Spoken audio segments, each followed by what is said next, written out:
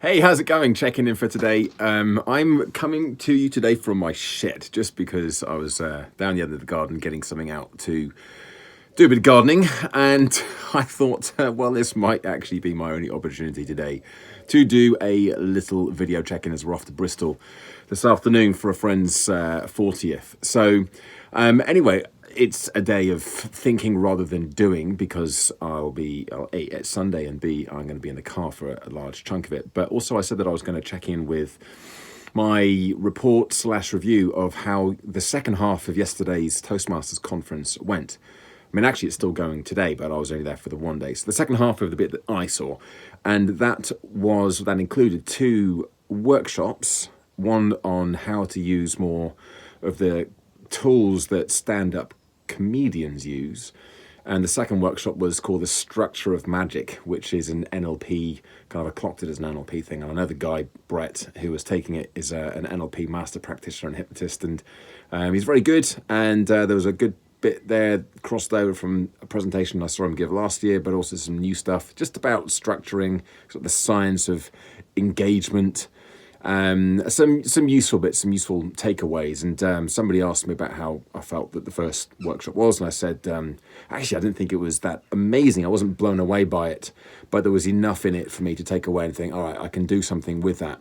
And I always think there's implicit and then explicit takeaways. The explicit things are when someone says, right, do this, do this, do this, and the implicit things are the way that just the ideas that come off the back of it. Or, as I said yesterday when I was watching Manoj's presentation, he talked, he basically showed his whole ecosystem from consulting to coaching to workshops and courses, and obviously keynotes and books and everything else as well. So there was a couple of bits within the stand-up comedy workshop, and actually linking in with the other part of the day yesterday, the final part, which was the contest, and two of the best speakers that I saw. One of them actually did then win it, and I think the other one didn't. I think he must have come. Well, he didn't come top three, so I imagine he probably came fourth. He had a bit of a nightmare with just a problem happened when he was on stage. He managed to kind of overcome it, but it probably didn't do him any favors with the slickness of the presentation. But the thing that they had in common, and the thing that kind of links in with that stand-up comedy workshop, is that they were funny. They really did get fantastic audience engagement, and this is something that I've worked on deliberately over the last few years, that and storytelling. Not that I've been trying to get funny and try to crack more jokes or anything, but I've just been aware of how much of an impact it can have on the engagement of the audience and how well a message is received, and then what people then do with it when they feel like they've actually had some fun in the process.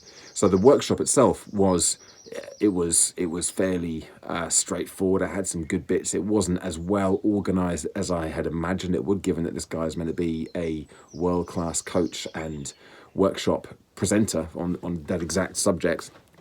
But there was enough in it to take away. And as I said, the implicit takeaway was that actually comedy and the kind of mechanics of comedy really was, that was an explicit thing, but also some of the implicit stuff I took from that. And as I said, looking at the winners, or one of the winners, the lady who won, Sonia Asti, who won the speech contest, it was just hilarious. And I looked at her profile. She's a professional comedian.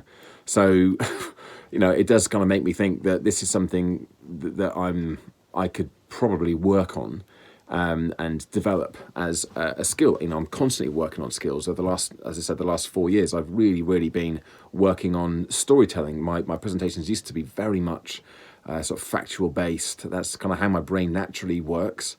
And my natural go-to is to tell facts. This is the information. Here it is. This is what you need to do.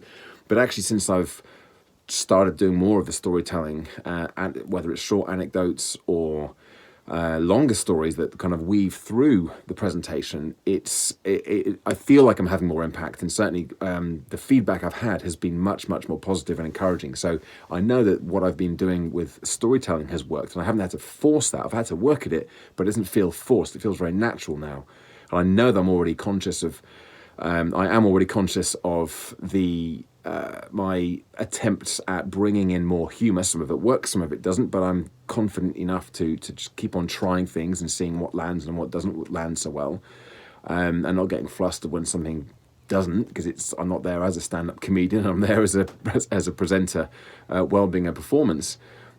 But I'm also very mindful that it is a skill. It's something that I can work on. If at the moment I'm just kind of relying on it happening by accident, and it's something that if I can develop further and learn the skill of comedy, then it's probably going to have it's not going to have any sort of negative impact on my influence and my ability to share my messages in a more impactful way.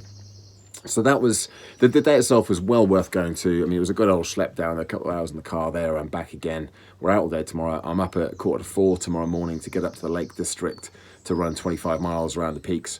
So it's been a busy, busy weekend. And given the choice, I probably wouldn't have gone. But actually, it was well worth going to give them the choice. Of course, I had the choice, but I probably would have chosen a different weekend to do it on if I had the opportunity. But no, it was good. Happy with what I've taken away from it. It is now a case of putting it into action. As I said a couple of days ago on my check-in, I really do need to stop just talking about it and really get back into what I was doing previously, which was taking massive action, whether it's working on my stagecraft, working on my the developmental stuff, working or putting more content out there into the world, which is again something that this week has really come to my attention as being something that I need to and want to be doing more of as well. So there's my From the Shed check-in for today. I'll be back again tomorrow as always, but for now, please do, as before, give it a good old YouTube thumbs up. It's appreciated. It's not essential, but it's appreciated. So thank you very much if you've done that or are doing it for this one.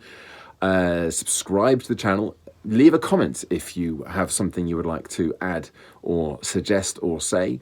And as always, check back in again tomorrow for another daily update. Thanks for your support. Bye for now.